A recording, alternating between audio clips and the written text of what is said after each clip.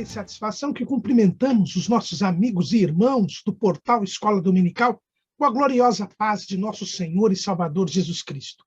Estamos dando início a um apêndice a este trimestre da Escola Bíblica Dominical.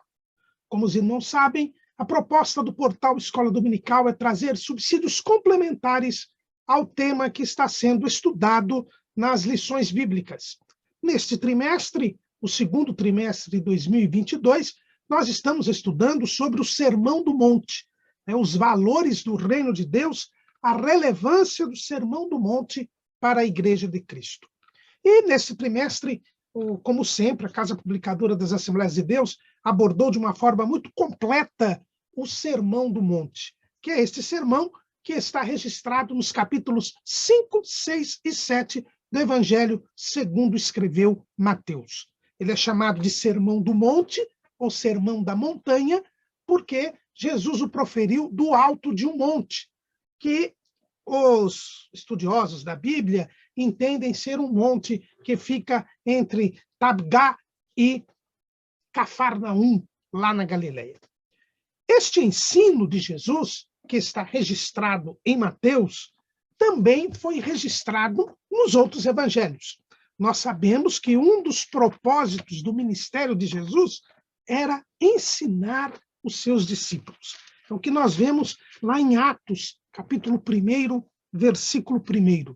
Fiz o primeiro tratado ao Teófilo acerca de tudo o que Jesus começou, não só a fazer, mas a ensinar. O ensino tinha um papel preponderante no ministério de Jesus.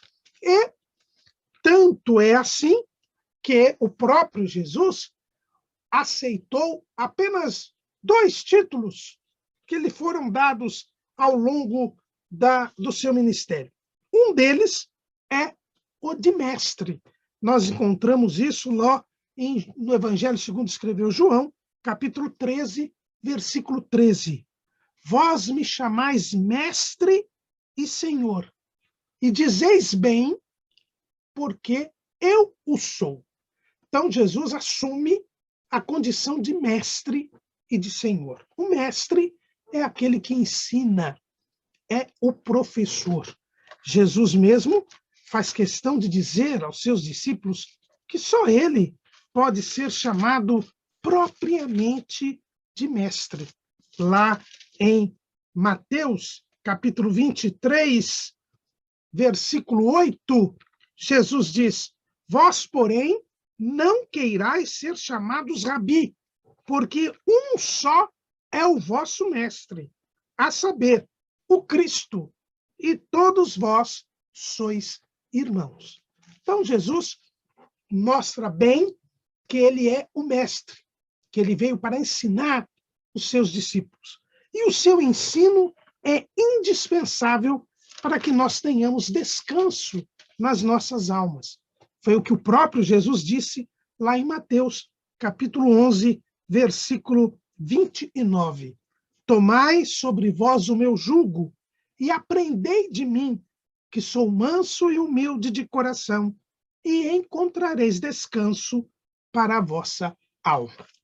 Então, Jesus veio, entre outras coisas, no seu ministério para ensinar os seus discípulos. Portanto, seus ensinos, que estão registrados no Sermão do Monte, foram repetidos ao longo do seu ministério público. Tanto é verdade que quando nós abrimos as nossas Bíblias no Evangelho segundo escreveu Lucas, no capítulo 6, nós vamos encontrar, a partir do versículo 17, uma boa porção dos ensinos que Jesus proferiu do alto de um monte lá no Evangelho segundo Mateus.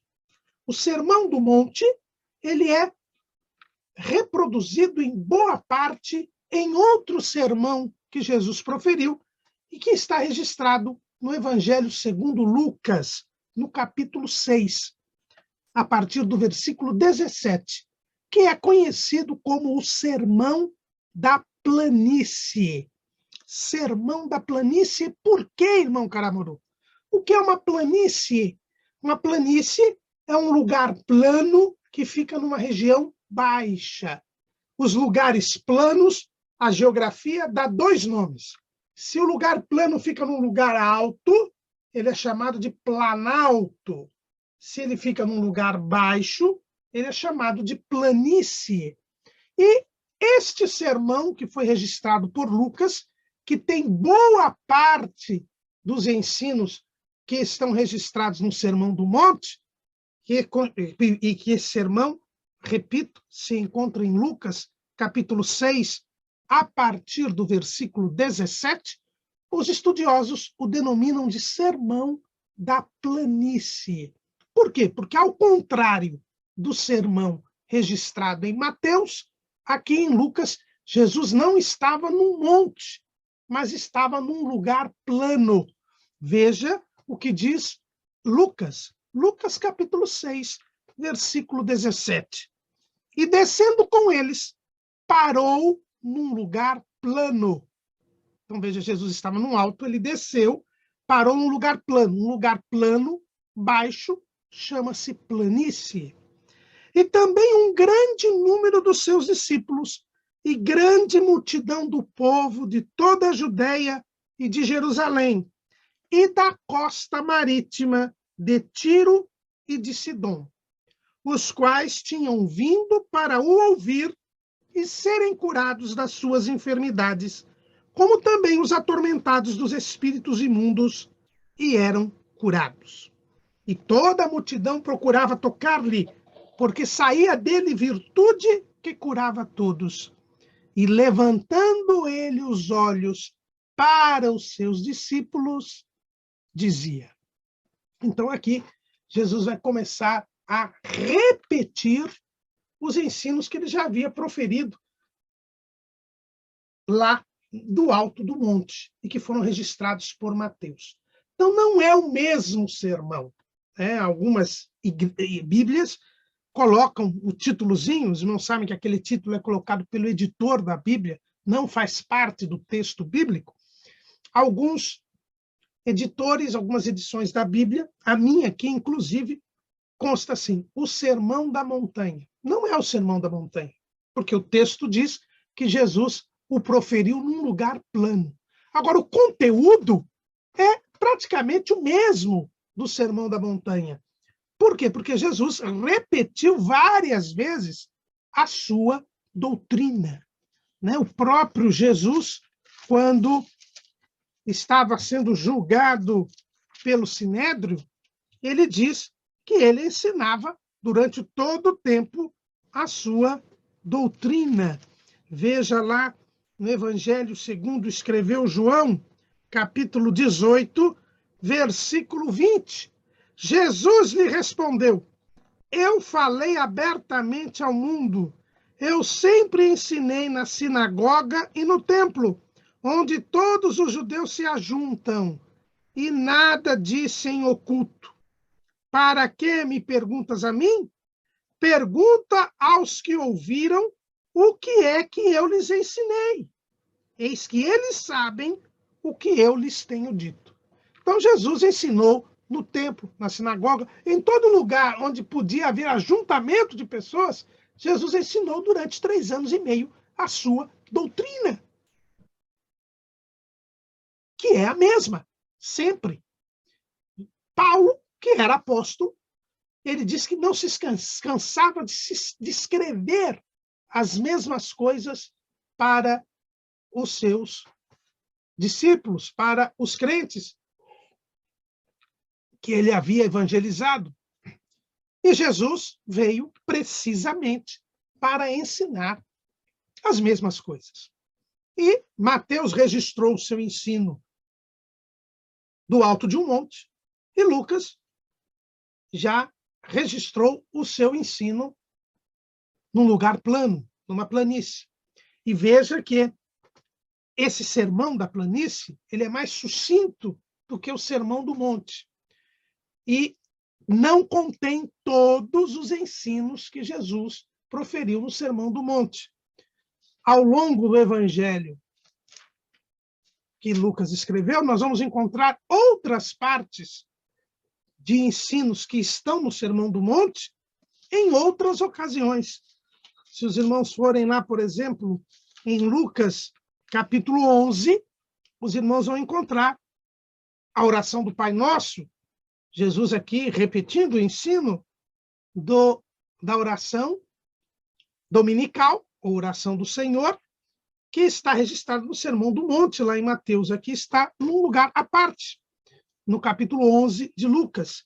Também nós vamos encontrar, no capítulo 11 ainda de Lucas, Jesus, lá no versículo 33, falando sobre o mesmo ensino a respeito dos olhos que está no Sermão do Monte. No capítulo 12 do Evangelho segundo escreveu Lucas, a partir do versículo 22, nós vamos ver o ensino que Jesus proferiu no Sermão do Monte, aqui sendo registrado quando Jesus ensina sobre a preocupação com as coisas terrenas. Então, nós vamos encontrar no Evangelho de Lucas diversas passagens onde nós vamos ter ensinos que Jesus repetiu, ensinos que ele lá havia feito no Monte das Bem-aventuranças, como é conhecido este monte, no Sermão do Monte. E por que estamos a falar do Sermão da Planície?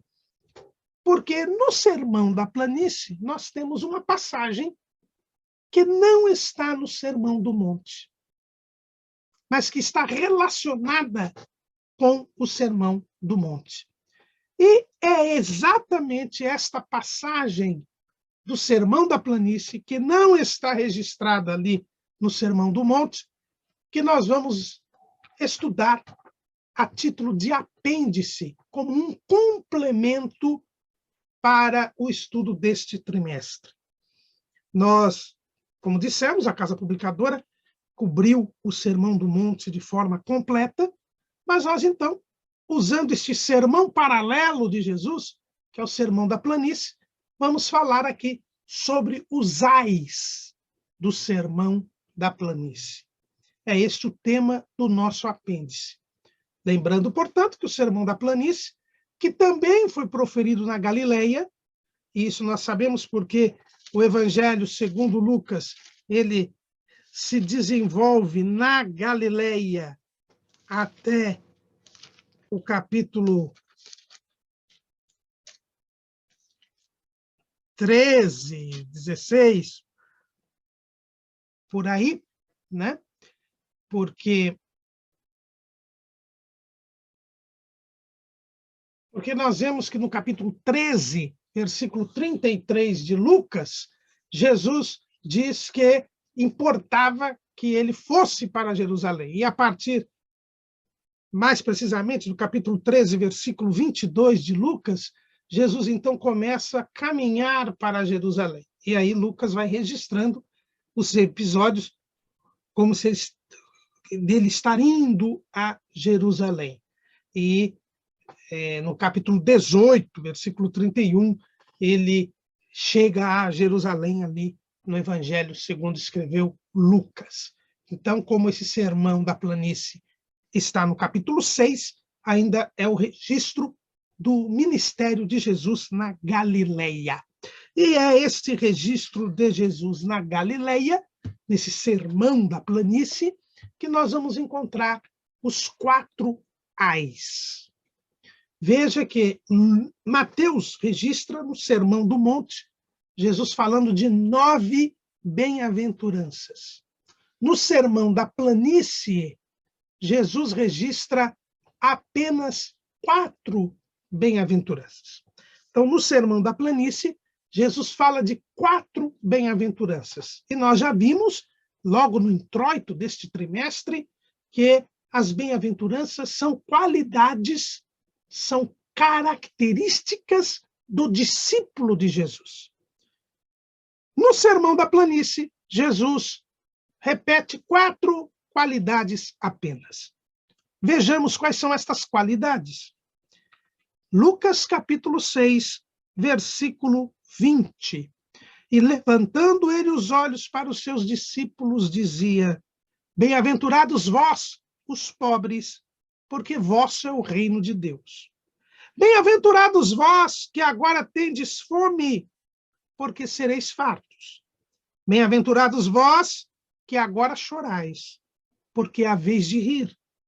E bem-aventurados sereis, quando os homens vos aborrecerem, e quando vos separarem e vos injuriarem, e rejeitarem o vosso nome como mal, por causa do Filho do Homem. Folgai neste dia, exultai, porque é grande o vosso galardão no céu, pois assim faziam os seus pais aos profetas. Então vemos que no Sermão da Planície, Jesus ele vai falar de 4 bem-aventuranças. Os pobres, os famintos, os que choram e os que são injuriados por causa do nome de Jesus. Aí vem o elemento específico que nós vamos estudar aqui. Ao lado destas 4 bem-aventuranças, Jesus profere 4 ais, que não estão lá no Sermão do Monte. Ele faz um contraponto entre as bem-aventuranças com os ais. E os ais são as características dos que não são discípulos de Jesus. Veja os ais. Lucas 6 e 24. Mas ai de vós, ricos, porque já tendes a vossa consolação. Ai de vós, os que estáis fartos, porque tereis fome. Ai de vós, os que agora rides, porque vos lamentareis e chorareis. Ai de vós, quando todos os homens falarem bem de vós, porque assim faziam seus pais aos falsos profetas. São esses 4 ais que nós vamos estudar neste apêndice. Que são estes ais? São características de quem não é discípulo de Jesus. Será que nós fazemos parte do grupo dos bem-aventurados? Ou nós estamos neste grupo dos ais? Quando falamos em ai, nós vemos que a palavra ai, tanto no hebraico quanto no grego, são interjeições, assim como no português. Uma interjeição é uma palavra que expressa um sentimento que a pessoa está tendo. Por exemplo, quando eu digo, estou admirado, e a minha admiração se traduz nesta palavra. Isto é uma interjeição. É uma palavra que expressa um sentimento. E tanto no hebraico, quanto no grego, quanto no português, a interjeição ai, ela é uma expressão de pesar, de lamento. É uma expressão de compaixão, porque é alguém que lamenta o sofrimento, o tormento de alguém. Quando Jesus profere estes ais, ele está, em primeiro lugar, mostrando que está sentindo uma dor profunda por causa do sofrimento, por causa da perdição de alguém. É assim que nós vemos na Bíblia Sagrada. A primeira vez que a interjeição ai é apresentada nas Escrituras está lá em Números 21 e 29. É um lamento com relação a Moabe. Este lamento com relação a Moabe. Números capítulo 21, versículo 29. Nós vamos encontrar este lamento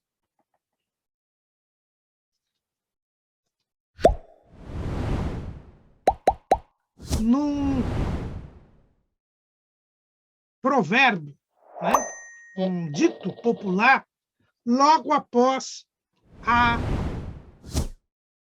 primeira conquista dos israelitas no Êxodo, né? Quando eles invadiram ali o reino de Bazã e o reino de Seom, rei dos amorreus. Ai de ti, Moabe, perdida estás, povo de Quemós. Entregou seus filhos como fugitivos e suas filhas como cativas a Seom, rei dos amorreus. Esse era um dito popular que havia se formado, né, quando Seom, rei dos amorreus, invadiu e montou o seu reino, que foi o reino que foi depois conquistado por Israel. Então, o primeiro ai aí é um lamento pela perdição do povo de Moabe. E os ais, eles vão sempre se mostrando nas Escrituras, quase sempre relacionadas à perdição eterna, ao castigo divino, à condenação divina. O ai, que Jesus profere aqui, mostra que nós devemos sempre lembrar que se há a bênção pela obediência, há também o tormento pela desobediência a Deus. Hoje há muitas pessoas que não pregam mais sobre a condenação eterna.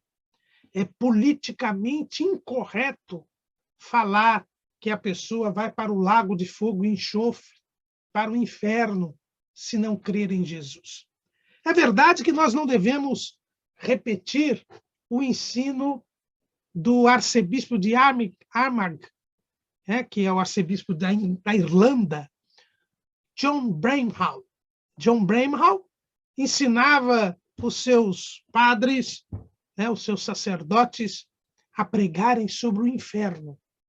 Porque, falando sobre o inferno, dizia Bramhall, as pessoas com medo do inferno serviriam a Deus. O que não é verdade. A Bíblia diz que o amor a Deus não tem medo. O medo, ele é incompatível com o amor. É o que está lá em 1 de João, capítulo 4, versículo 18. No amor não há temor. Antes, o perfeito amor lança fora o temor, porque o temor tem consigo a pena, e o que teme não é perfeito em amor. Então, o que teme não é perfeito em amor. Quem tem medo não ama. E para sermos fiéis a Deus, para guardarmos a sua palavra, Jesus diz que nós devemos amá-lo. Quem ama é quem guarda a palavra de Deus. Está lá, ensino de Jesus, no Evangelho segundo escreveu João, capítulo 14, versículo 21. Aquele que tem os meus mandamentos e os guarda, este é o que me ama. E aquele que me ama será amado de meu Pai, e eu o amarei e me manifestarei a ele. Então veja que o ensino de John Bramhall está errado. Mas não é certo também omitir a realidade da condenação. Veja que Jesus, quando mandou pregar o evangelho, ele disse: ide, pregai o evangelho a toda criatura. Quem crer e for batizado será salvo. Quem não crer será condenado. O evangelho contém a proclamação da condenação eterna. E é o que Jesus faz aqui nos ais. Os ais nos trazem a lembrança de que nós devemos ensinar os discípulos, ensinar os crentes, de que há uma condenação eterna. Mas também os ais nos provam que Deus não tem prazer na morte do ímpio. Deus não tem prazer na condenação do ímpio. Veja que Deus não manda ninguém para o inferno. As pessoas vão para o inferno por livre e espontânea vontade, porque não quiseram ouvir a voz de Deus. Lembre-se o que o salmista diz, e é repetido pelo escritor aos Hebreus: se hoje ouvirdes a minha voz, a sua voz, que é a voz do Espírito Santo, não endureçais os vossos corações. Nós não podemos endurecer o nosso coração. Nós devemos ouvir a voz de Deus, aproveitar a oportunidade que Deus nos dá para sermos salvos, para que não venhamos a ser condenados. E quando Jesus profere os seus ais, ele está lamentando, ele está pesaroso, ele está triste em saber que estas pessoas irão para a condenação. Aliás, todas as vezes, como eu disse, quase todas as vezes que aparece um ai no texto bíblico, este ai está relacionado com a perdição eterna. Deus não tem prazer na morte do ímpio. Deus não quer a perdição. Pelo contrário, Paulo, escrevendo a Timóteo, ele diz que Deus quer que todos os homens se salvem e venham ao conhecimento da verdade. Por isso, Jesus lamenta, está pesaroso com aqueles que vão se perder. Então, a expressão ai é muito profunda. Mostra, em primeiro lugar, a realidade da perdição eterna. Em segundo lugar, que esta não é a vontade de Deus, não é o desejo de Deus, a perdição, mas a salvação das pessoas. Então, se bem-aventurado, mais do que feliz, é aquele que é discípulo de Jesus, os ais trazem as características daqueles que vão se perder por força da justiça divina, por força da recusa a obedecer a Deus. Mas Deus lamenta isto. Jesus lamenta. Por isso que nós temos os ais do Sermão da Planície. São lamentos de Jesus. Para cada bem-aventurança constante do Sermão da Planície, nós temos um ai. O primeiro ai é o ai dos ricos. Ai dos ricos, porque já tendes a vossa consolação. É interessante nós observarmos aqui que no Sermão da Planície, Jesus fala de pobres no sentido geral. Bem-aventurados os pobres. Lá no Sermão do Monte, há um esclarecimento, ele é mais explícito. Bem-aventurados os pobres de espírito. Trazendo, então, uma noção espiritual. Aqui, no Sermão da Planície, Jesus fala em geral a respeito dos pobres, envolvendo tanto a questão espiritual quanto a questão material. E quando Jesus diz, ai de vós ricos, no geral, isso certamente causou um espanto àquela multidão. Lembrando que esta multidão aqui do Sermão da Planície, ela é uma multidão mais ampla do que a do Sermão do Monte. Porque no Sermão do Monte é dito que Jesus viu a multidão. E tudo indica que essa multidão era de judeus. Porque no Sermão do Monte nós temos aquela comparação que Jesus faz entre a lei do reino de Deus e a interpretação que os escribas e fariseus faziam da lei de Moisés. Jesus dá o exato sentido da lei. Isto não existe no Sermão da Planície. Toda esta parte da comparação entre a lei do reino de Deus e a interpretação farisaica da lei de Moisés, ela está ausente no Sermão da Planície.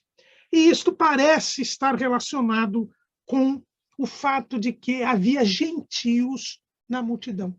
Veja que o texto diz que grande multidão do povo de toda a Judeia e de Jerusalém, e da costa marítima de Tiro e de Sidom.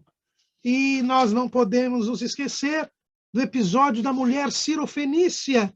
Quando Jesus passava por Tiro e Sidom, esta mulher vai ao encontro de Jesus, pedindo a libertação da sua mulher, da sua filha endemoniada. Como esta gentia tinha conhecimento de Jesus? Aqui em Lucas nós vemos, porque parte deste povo foi ouvir a Jesus ali no sermão da planície. E por ser um auditório com judeus e gentios, Jesus não se debruça sobre a lei. Mais uma lição que Jesus nos dá. Devemos conhecer o auditório. Para quem estamos falando, para quem estamos pregando, para quem estamos ensinando. Quando Jesus fala em ricos, ele causa admiração. Por quê? Porque havia um consenso. Havia um pensamento de que os ricos, por serem ricos, estavam mais próximos da salvação, porque haviam sido privilegiados por Deus com as riquezas materiais. Este pensamento estava até mesmo entre os discípulos de Jesus, como nós observamos no episódio do mancebo de qualidade, ou do jovem rico. Quando aquele moço veio a Jesus, e Jesus mandou que ele vendesse tudo quanto tivesse e o seguisse, e aí ele teria a vida eterna, aquele jovem, preso que eram as riquezas que possuía, saiu da presença de Jesus triste. E Jesus disse que seria difícil, mas não impossível, que um rico entrasse no reino de Deus. E aí os discípulos ficaram perplexos, pois se é difícil para os ricos, como é que alguém poderia se salvar? Porque havia na mentalidade daquele tempo a ideia de que o rico era mais fácil de se salvar, por já ser beneficiado por Deus com a riqueza. Mas Jesus mostra que não é assim. E no próprio Evangelho, segundo escreveu Lucas, quando Jesus retrata a parábola do rico insensato, lá no capítulo 12, ele vai mostrar que as pessoas precisam ser ricas para com Deus. Veja lá Lucas 12, 21. Assim é aquele que para si ajunta tesouros e não é rico para com Deus. E aí, em seguida, depois de contar esta parábola, Jesus repete o ensino do desprendimento das coisas materiais que nós encontramos no Sermão do Monte. Então, veja que, em toda essa discussão, inclusive, Jesus conta esta parábola porque houve uma pessoa que veio pedir para que Jesus intercedesse junto ao irmão desta pessoa para que houvesse a repartição da herança. Jesus não entrou nesta briga da herança e aproveitou este episódio para ensinar sobre a verdadeira riqueza, que é a riqueza espiritual. Mas veja que Jesus aqui, quando ele diz, ai de vós ricos, ele está lamentando os ricos. Então, o rico não vai ser salvo? Não. O próprio Jesus diz, ai dos ricos, porque já tendes consolação. O rico, aqui, é aquele que se prende às riquezas, que já encontra nas riquezas a sua razão de viver, que confia nas riquezas, cuja vida está voltada para as coisas materiais, que entende que a posse de riquezas é o mais importante. São pessoas que descuidam das coisas espirituais, desprezam, menosprezam as coisas espirituais, porque elas já têm consolação nas coisas materiais. São pessoas que não pensam na eternidade. São pessoas que estão voltadas única e exclusivamente para as coisas terrenas, cujo coração está nos tesouros terrenos. É o que Jesus diz aqui, como eu disse, em Lucas 12, 21. Aquele que para si ajunta tesouros e não é rico para com Deus. E o próprio Lucas 12, 34 repete Jesus o que ele ensina lá no Sermão do Monte. Porque onde estiver o vosso tesouro, ali estará também o vosso coração. Os ricos aqui são as pessoas que têm o seu coração nas riquezas. Existem pessoas que não têm um centavo no bolso, nem no banco, nem em qualquer aplicação. Mas ela vive invejando os ricos e tem como propósito ficar rico. Estas pessoas têm consolação nas riquezas. Embora não tenha nenhum centavo, ela confia nas riquezas, tem esperança nas riquezas. E isto faz com que elas fatalmente se percam. Porque aí nós vamos ao Sermão do Monte. Jesus diz com muita clareza, lá em Mateus capítulo 6, versículo 24.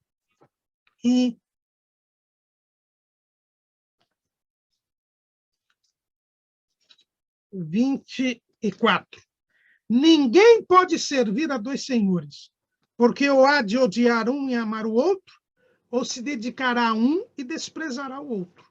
Não podeis servir a Deus e a Mamon, quer dizer, as riquezas.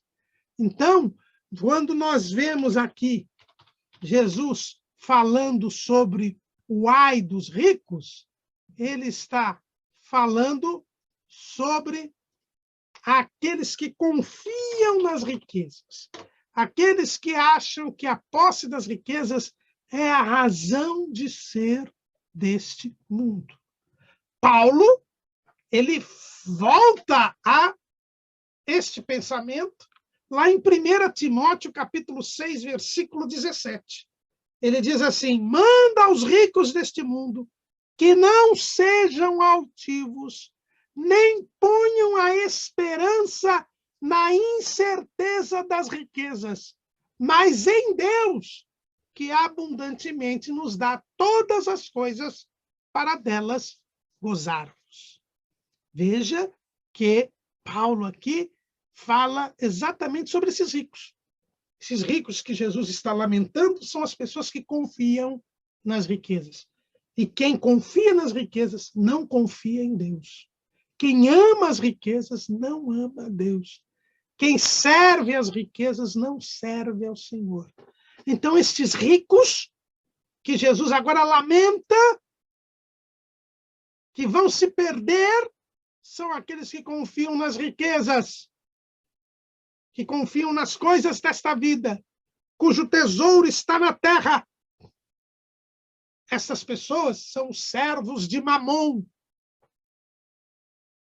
Não são discípulos de Jesus. É por isso que os mercenários da fé, que nós vemos hoje aí aos montes, eles não são discípulos de Jesus. Eles serão condenados eternamente, porque eles não servem a Deus, eles servem a Mamon. Eles são idólatras, são avarentos. Um bom discrimen nós temos aqui. Se alguém ama o dinheiro, se alguém ama as riquezas, ele não é servo de Deus. Ele não é discípulo de Jesus. E Jesus lamenta, porque eles ficarão de fora da cidade celestial. Porque o avarento é idólatra. Paulo diz isso lá em Colossenses. Né? Paulo diz isso lá em Colossenses.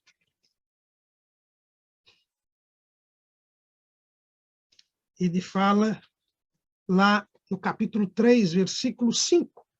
Mortificai, pois, os vossos membros que são sobre a terra. A prostituição, a impureza, o apetite desordenado, a vil concupiscência e a avareza, que é idolatria.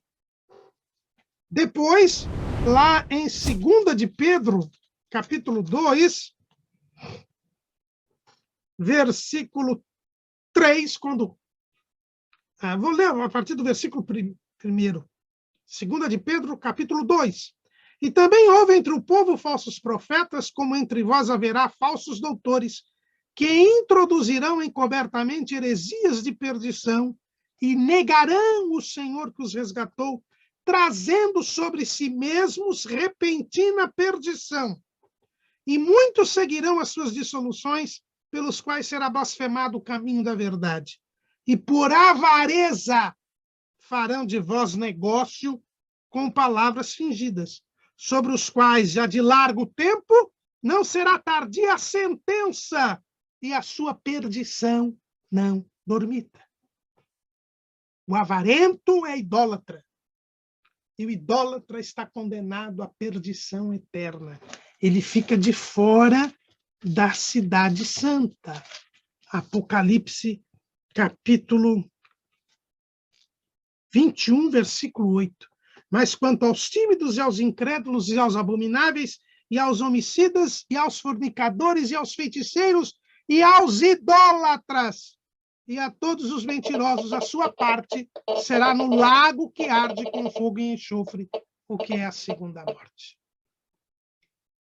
E eu fico preocupado com muitos que se dizem cristãos, mas que amam o dinheiro. Paulo já disse lá em 1 Tessalonicenses, capítulo 6, versículo 10, 1 Timóteo, desculpe, capítulo 6, versículo 10, porque o amor do dinheiro é a raiz de toda espécie de males, e nessa cobiça alguns se desviaram da fé e se traspassaram a si mesmos com muitas dores.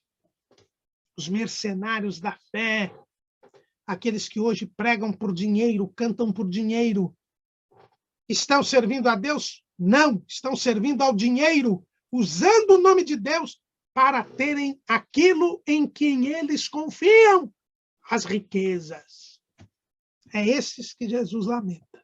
Ai de vós ricos, porque já tendes consolação. No dia do arrebatamento da igreja, não subirão ao encontro do Senhor nos ares aqueles cujo tesouro está na terra. Porque já que o seu coração está na terra, eles não irão subir para encontrar Jesus nos céus. Esse é o primeiro ai, o ai dos ricos. Veja que ser rico não é pecado. Confiar nas riquezas, sim, é pecado de idolatria. E há pessoas, repito, que não têm um centavo no bolso, mas confiam nas riquezas. E por isso, Jesus lamenta. Mas vamos para o segundo ai. É o ai dos fartos. Ai de vós, os que estáis fartos, porque tereis fome. Jesus aqui também, no Sermão da Planície, ele fala, bem-aventurados os que têm fome. Lá em Mateus, nós temos também a circunscrição ao aspecto espiritual. Bem-aventurados os que têm fome e sede de justiça. Aqui Jesus fala no geral. Bem-aventurados os famintos, os que têm fome. Agora, o ai é dos fartos. Quem é o farto? O farto é aquele que está satisfeito, aquele que está saciado. Aquele que está satisfeito, aquele que está saciado.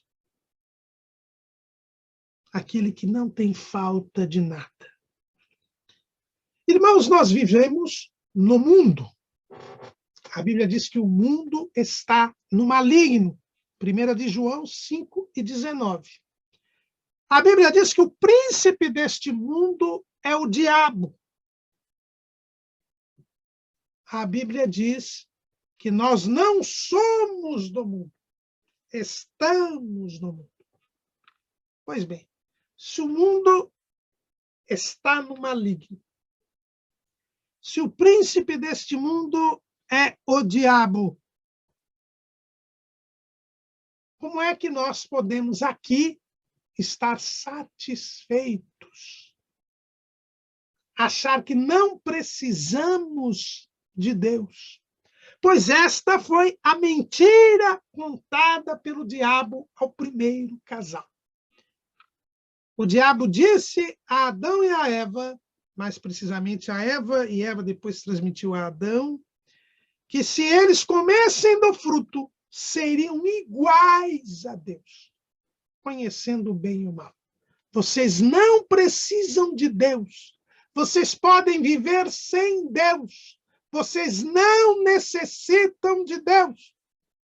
O farto é aquele que está satisfeito com as coisas desta vida. São aqueles que se dizem completos e não precisam de Deus. São aqueles que vivem o que nós denominamos de secularização.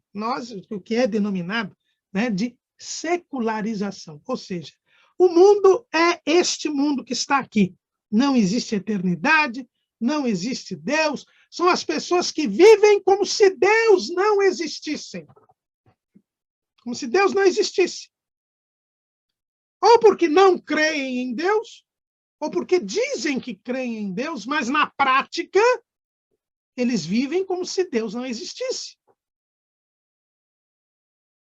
São aquelas pessoas que dizem, não, morreu, acabou.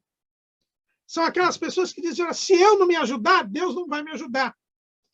São as pessoas que desprezam completamente a Deus nas suas vidas. Estes são os fartos. Esses são filhos do diabo. Por quê? Porque creem na mentira do diabo. São autossuficientes. A autossuficiência. O servo de Deus, ele é completamente contrário a essa situação. Ele é carente, ele é necessitado de Deus.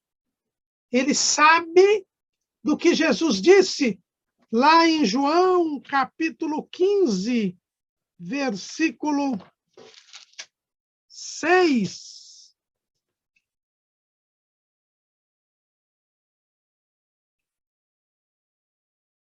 Aliás, versículo 5.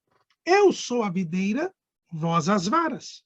Quem está em mim e eu nele, este dá muito fruto, porque sem mim nada podereis fazer.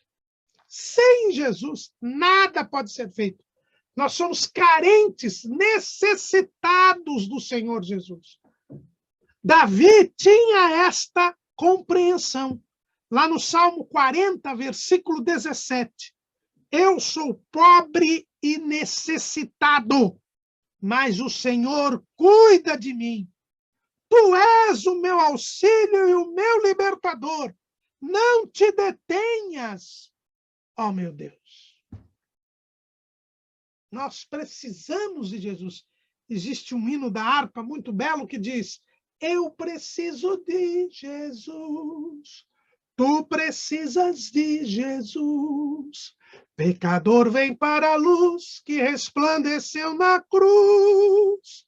Tu precisas de Jesus. Eu e você precisamos do Senhor. Mas os que não são discípulos de Jesus, eles são autossuficientes. Eles acham que são bastantes, que não precisam de Deus. E por isso Jesus lamenta. Ai dos fartos. Porque se eles não precisam de Deus, vão se perder. Porque sem Deus, nada eles podem fazer.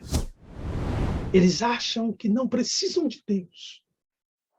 mas só respiram porque Deus lhes dá o ar para que eles respirem. E lhes dá a saúde para que eles possam respirar. Durante a pandemia, ficou conhecido o vídeo de uma pessoa que, depois de muito sofrimento, foi curado do Covid-19. E ele, aos prantos, agradecia a Deus por ter podido novamente respirar normalmente. Porque ele sentiu a sua incapacidade, porque não conseguia sequer respirar por causa do vírus. Tudo que fazemos, nós precisamos de Deus. Por isso devemos servi-lo. Ai dos fartos, daqueles que acham que não precisam de Deus, daqueles que não ligam para Deus, daqueles que desprezam a Deus. Ai dos fatos, porque de Jesus tereis fome. Lá na eternidade, no lugar de tormento, eles estarão a sofrer e a notar quanto eles precisam de Deus. E ali será tarde demais. Na história do rico de Lázaro, Jesus mostra a situação do rico, como ele estava irremediavelmente perdido, sabendo que precisava de Deus, a ponto dele pedir a Abraão que mandasse algum dos mortos para pregar aos seus familiares, para que eles não tivessem o mesmo destino.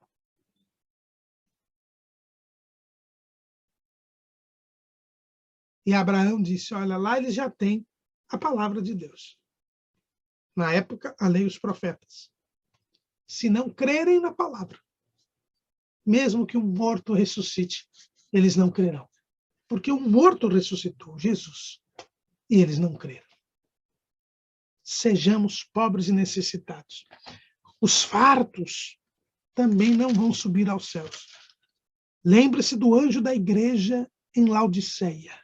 Apocalipse capítulo 3, versículo 17. Como dizes, rico sou e estou enriquecido, e de nada tenho falta. E não sabes que és um desgraçado e miserável e pobre e cego e nu. Os fartos dizem, não preciso de Deus, eu não tenho falta de nada. Mas, na verdade, eles são desgraçados, porque não têm a graça de Deus. Rejeitam a graça de Deus. São miseráveis, espiritualmente miseráveis. Não tem, quem não tem de Jesus não tem nada. Como diz aquele famoso corinho, né? Quem tem Jesus tem tudo, quem não tem Jesus não tem nada. E pobre, ele não é rico, ele é pobre. Ele é cego, porque ele não enxerga o reino de Deus. E ele é nu, ele precisa das vestes da salvação. Ai dos fartos, são os filhos do diabo, os servos do diabo, os imitadores do diabo, que querem ser iguais a Deus, mas não são. O terceiro ai é o ai dos ridentes, daqueles que riem. Ai dos que agora rides, porque vos lamentareis e chorareis. É pecado rir, irmão Caramuru? Não tem aquele dito popular que diz rir é o melhor remédio? Irmãos, nós não podemos achar que o cristão deve ser alguém carrancudo, que está de mal com a vida, que não pode ter momentos de descontração, de lazer, de sorriso. O que Jesus está falando aqui é a respeito da falsa alegria, da alegria do mundo.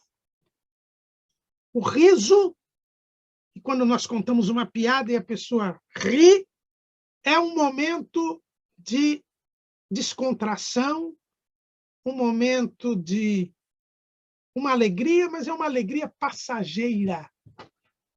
É uma alegria que não tem base, que não tem fundamento. É apenas um momento fugaz, um instante de descontração. Quando, na verdade, esta alegria, este sorriso frívolo, passageiro, sem profundidade, não traz a verdadeira alegria. A verdadeira alegria é a alegria da salvação.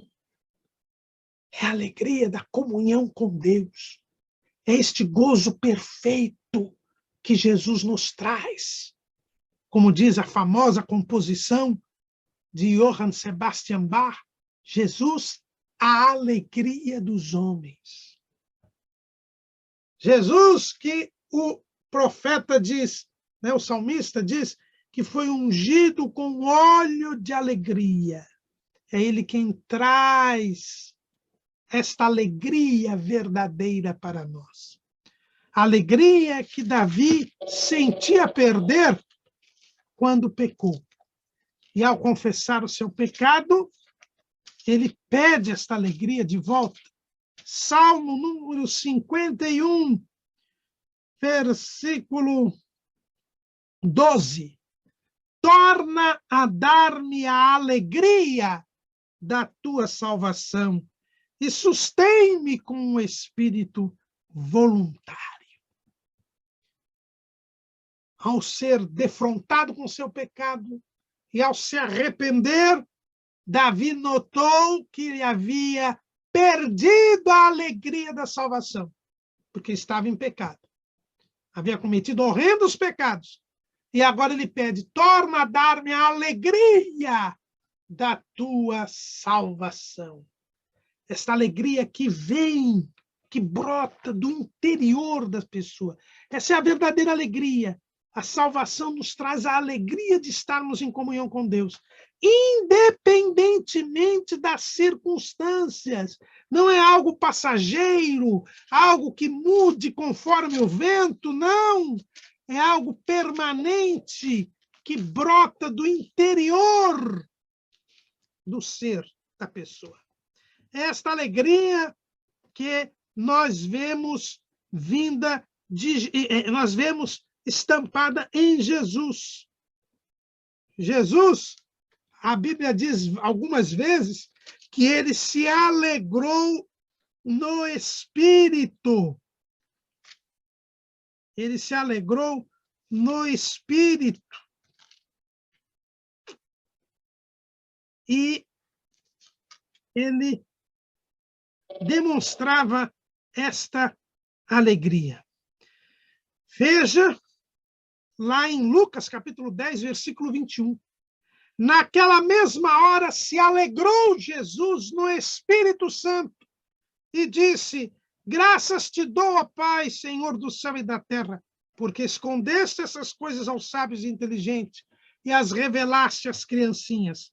Assim é, ó Pai, porque assim te aprouve. Os 70 discípulos haviam acabado de voltar do seu estágio e tinham voltado alegres. Veja lá, o capítulo 10, versículo 17 de Lucas. E voltaram os 70 com alegria, dizendo: Senhor, pelo teu nome até os demônios se nos sujeitam. E Jesus lhes diz: mas não vos alegrais, porque se vos sujeitem os espíritos. Alegrai-vos antes por estar o vosso nome escrito nos céus. É por isso que o crente, ele é alegre, porque ele sabe que o seu nome está escrito no livro da vida do Cordeiro. Mas ai dos que riem, ou seja, dos que buscam a alegria desta vida. Buscam sempre a alegria deste mundo. E a alegria deste mundo é simbolizada na Bíblia pelo vinho. Né? O vinho que embriaga, que dá momentos de prazer, de descontração. E depois quando não dá uma ressaca e a dor de cabeça passa, como passam as coisas desta vida. A alegria deste mundo é passageira e enganosa. Quem nos diz é Salomão. Salomão, que foi o homem que teve tudo que o mundo pode oferecer. Ele diz que buscou também na alegria deste mundo a satisfação. Veja o que diz ele, Eclesiastes, capítulo 2. Disse eu no meu coração, ora, vem, eu te provarei com a alegria, portanto gozo o prazer. Mas eis que também isso era vaidade. Do riso disse, está doido, e da alegria, de que serve esta? Busquei no meu coração como me daria ao vinho, regendo, porém, o meu coração com sabedoria, e como reterei a loucura, até ver o que seria melhor que os filhos dos homens fizessem debaixo do céu, durante o número dos dias de sua vida. A alegria passageira é enganosa. E as pessoas que estão satisfeitas com a alegria deste mundo, as pessoas que colocam como razão de vida a busca do prazer imediato e passageiro. E hoje nós temos isso, o hedonismo, essa filosofia que busca o prazer a todo custo, a todo momento, que vê no prazer, na alegria passageira, a razão de ser da sua vida. E é por isso que nós temos hoje a busca às drogas, é por isso que hoje nós temos a sexolatria. Pessoas que estão buscando o prazer passageiro e que muitas vezes lhes trazem inúmeros danos pessoais, físicos, psicológicos. Esses não são discípulos de Jesus.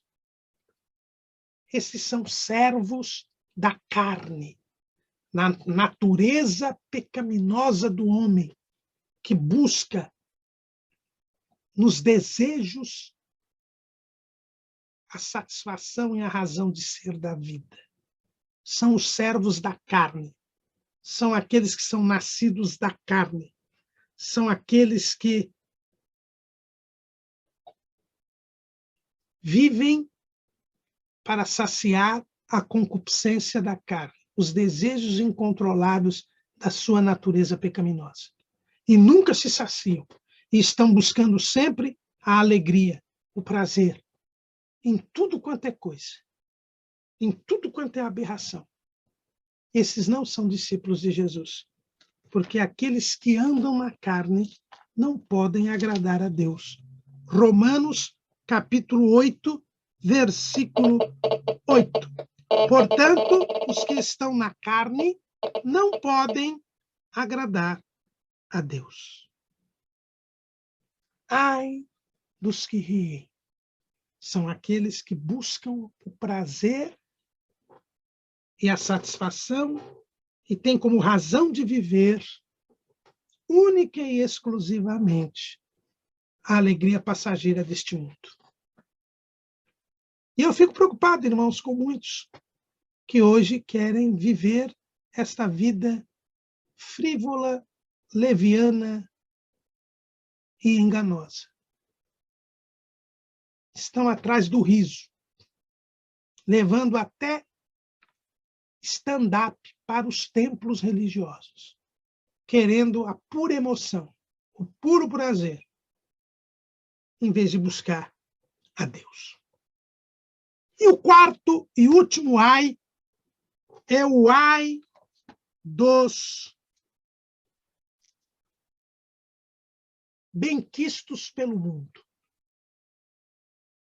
Ai de vós, quando todos os homens falarem bem de vós, porque faziam sim aos falsos profetas. São os simpáticos com o mundo, são os populares, são os politicamente corretos, são aqueles que querem ser adulados, bajulados pelo mundo, pelos homens. São aqueles que querem agradar aos homens. E hoje muitos querem servir a Deus, mas estar de bem com o mundo. Não querem ofender o mundo. Não querem causar espanto do mundo. Só que nós não somos do mundo. Há uma oposição entre nós e o mundo. O discípulo de Jesus, ele é odiado pelo mundo. Jesus disse isso. João, capítulo 15, versículo 18. Se o mundo vos aborrece, sabei que primeiro do que a vós, me aborreceu a mim. Se vós fosseis do mundo, o mundo amaria o que era seu. Mas porque não sois do mundo, antes eu vos escolhi do mundo, por isso é que o mundo vos aborrece.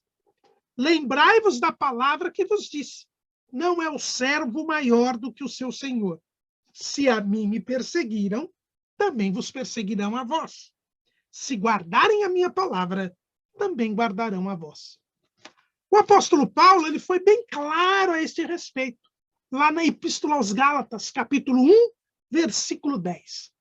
Porque persuado eu agora a homens ou a Deus?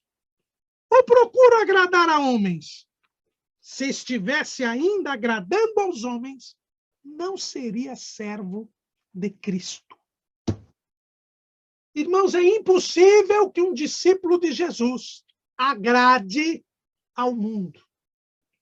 Hoje, muitas pessoas estão procurando agradar ao mundo. Então, se adaptam aos moldes do mundo, às exigências do mundo. Se o mundo diz, olha, não pode discriminar o homossexual, então ele corre para aceitar na sua igreja o homossexualismo, para não ofender o mundo, para não correr o risco de ser preso, para não correr o risco de ser chamado de homofóbico. Se no mundo dizem que pode haver união de pessoas sem casamento, ele corre para colocar no estatuto da igreja que pode ser batizado quem vive amancebado. Não tem problema, a lei permite. Ele corre para se amoldar ao mundo. Ele quer ser agradável ao mundo. Ele quer agradar aos homens e não a Deus. Ai, quando os homens falarem bem de vós. Porque assim seus pais faziam aos falsos profetas. Leia o livro do profeta Jeremias. Jeremias era preso. Jeremias era açoitado. Queriam matar Jeremias, porque ele trazia a palavra de Deus. Mas enquanto Jeremias profetizava a verdade, havia muitos falsos profetas que diziam que o templo não seria destruído, que Jerusalém não seria destruída, que Deus iria livrar o povo das mãos de Nabucodonosor. Tudo o contrário do que falava Jeremias. Esses falsos profetas, eles tinham espaço no templo. Eles eram protegidos pelos principais dos sacerdotes, pelo rei. Eles viviam regaladamente. Por quê? Porque agradavam aos homens. Falavam o que os homens queriam ouvir, embora fossem mentiras. E o próprio Deus, muitas vezes, pela boca de Jeremias, pela boca de Ezequiel, ele dizia que esses profetas eram falsos, que eles falavam da cabeça deles e não de Deus, mas o povo os agradava, o povo os elogiava, o povo os financiava, o povo sustentava, o povo os enriquecia, porque eram falsos profetas. Ai de vós quando os homens falarem bem de vós. Se você estiver agradando ao mundo, se você for simpático ao mundo, se você for bajulado pelo mundo, cuidado! Você está agradando aos homens e certamente está desagradando a Deus. Estes são os mundanos. Esses são os que se amoldam ao mundo, esquecidos das palavras do apóstolo Paulo, lá em Romanos, capítulo 12, versículo 2. E não vos conformeis com este mundo, mas transformai-vos pela renovação do vosso entendimento, para que experimenteis qual seja a boa, agradável e perfeita vontade de Deus. Se você tiver a forma do mundo, o jeito do mundo, se você se amoldar à maneira de viver do mundo, você será agradável ao mundo, vão falar bem de você. Ah, como esse crente aí é evoluído. Ah, como esse crente aí é desenvolvido. Ah, como esse crente aí é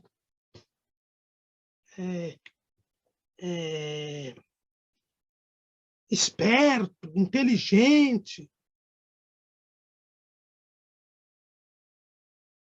Esse não é um crente atrasado, não é um retrógrado, não é um fanático. Como esse é um crente moderno.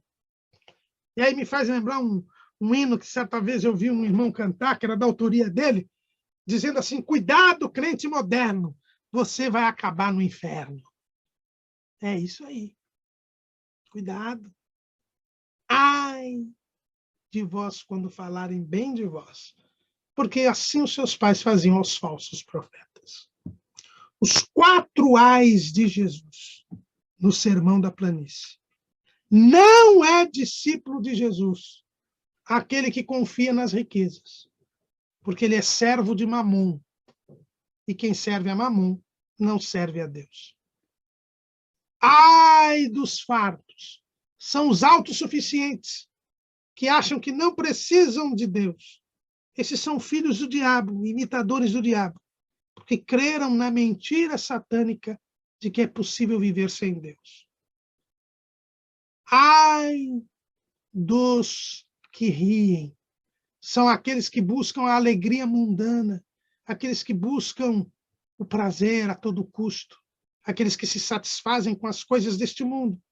São os servos da carne, os carnais. E ai, quando falarem bem de vós. Esses são os que querem agradar ao mundo, agradar aos homens. Querem se conformar ao mundo. São os mundanos, os servos do mundo.